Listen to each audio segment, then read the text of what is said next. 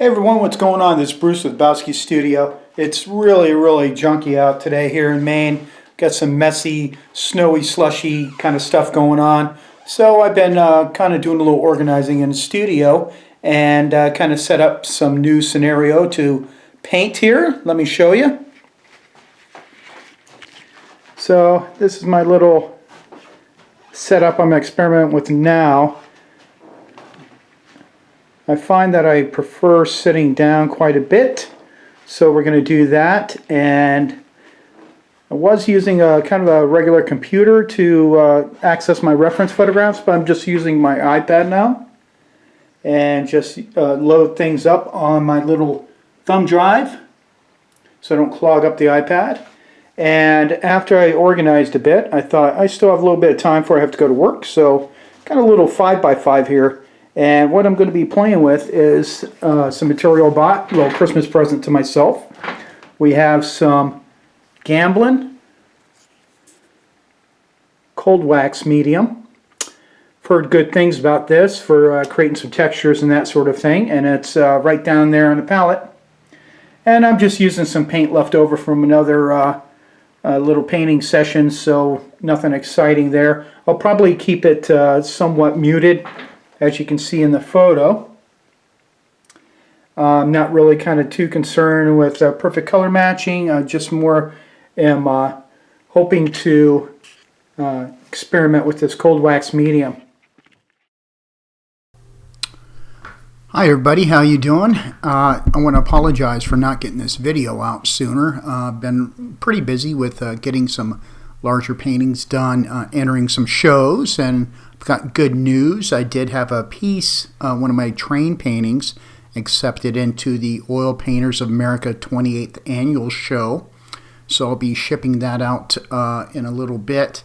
And I was thinking about doing a small video of how I'm going to crate that painting up to ship it. It's a 30x40 oil on canvas.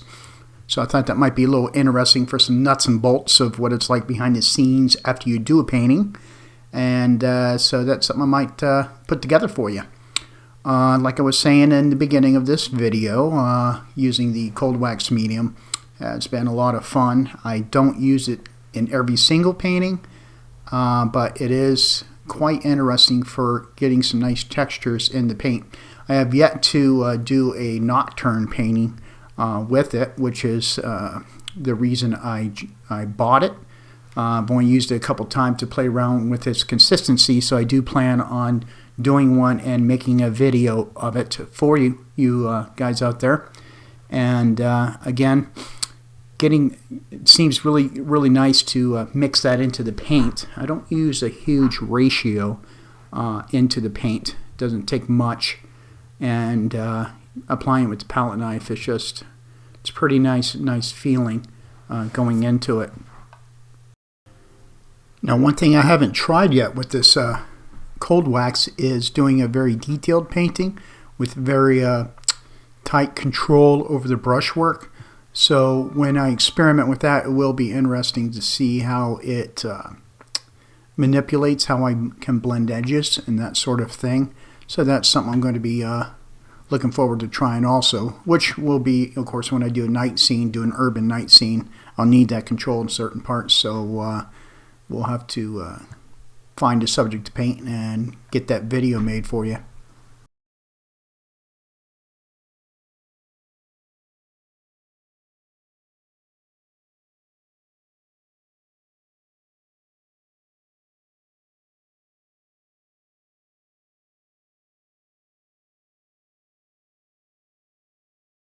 Okay, well, I'm having quite a bit of fun with this product, this Gamblin cold wax medium.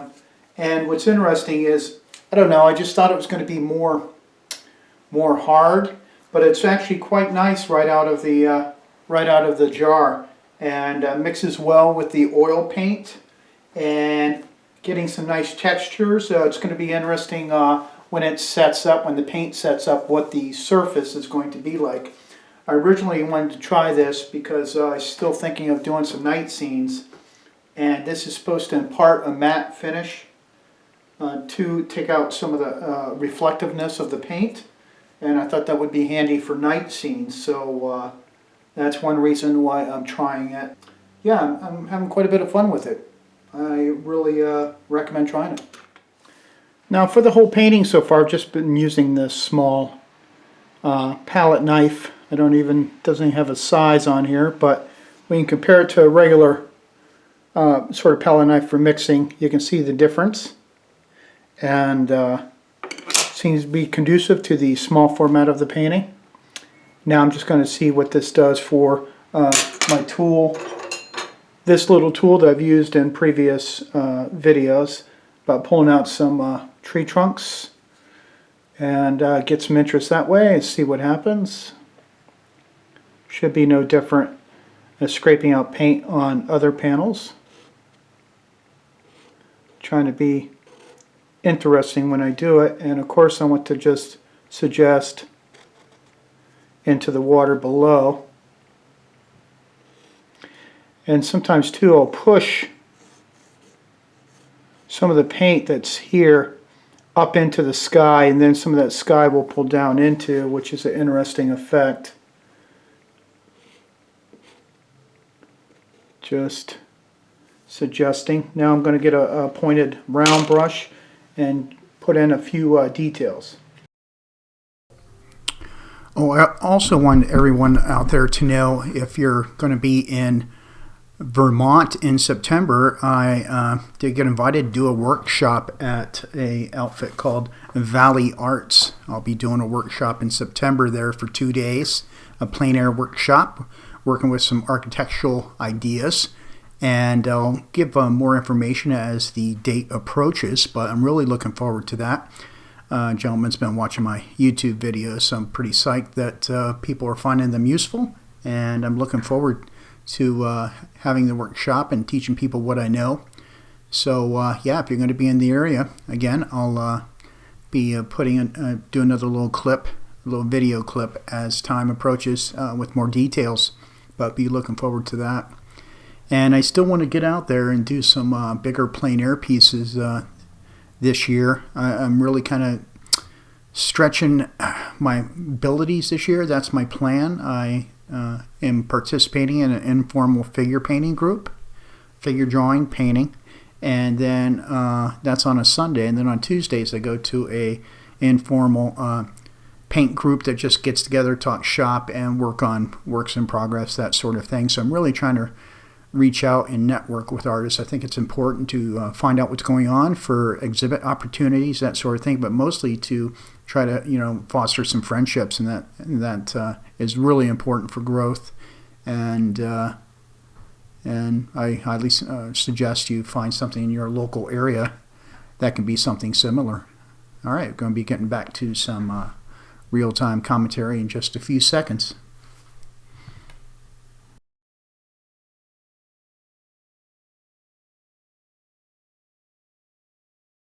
Now I got some like reed grass, that sort of thing. I'm just seeing what this does for effect. Definitely going to have to heighten some color contrast a bit. Just got to bring down this tree a little bit. That's one thing you want to pay attention to, is objects typically, depending on the angle you are to the water, typically you want to make sure the height above matches the height below. Depends on what's going on in the, of course, water. Yeah, pretty fun product. There's a little more value difference in the distant hill into the water, so I'm going to intensify that a bit, get that a little darker, a little ultramarine blue, black, in this Sevres Blue that I'm using from Williamsburg. Forgive me if I'm butchering the pronunciation.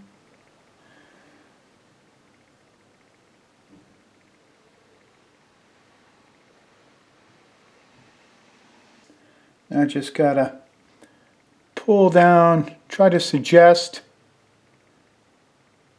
I'm pulling across the cold wax medium there in that spot. It's kind of interesting, the feel on the brush.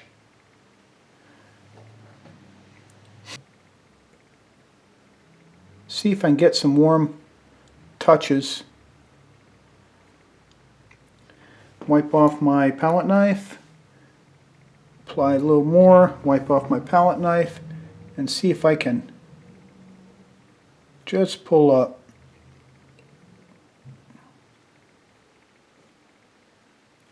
Just to suggest some sort of edge of the water. Just a hint. And cuts across here.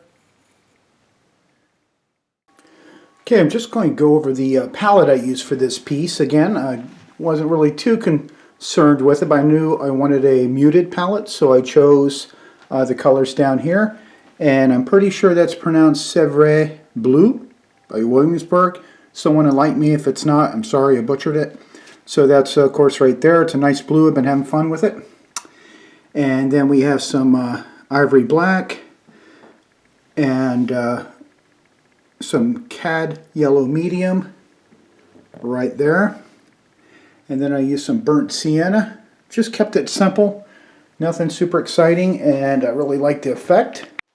Okay everybody, I hope you enjoyed this video. It was quite a bit of fun using that medium. I will definitely be incorporating it more in the future, and I definitely suggest you try it out as well. Again, it's the Gamblin Cold Wax Medium.